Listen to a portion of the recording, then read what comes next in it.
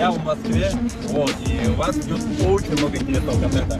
И, кстати, да, я уже узнал, какая машина мне уже приехала, и я уже на днях вам ее покажу. Я уверен, она вам понравится.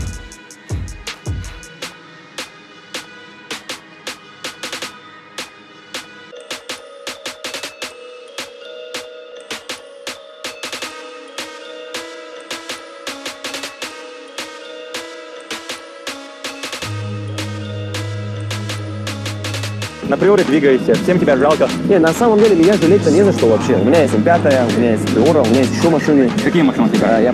Просто о них пока нельзя говорить. Нет машин. На всей планете нет машин. Ты там собрался, компания заряженный.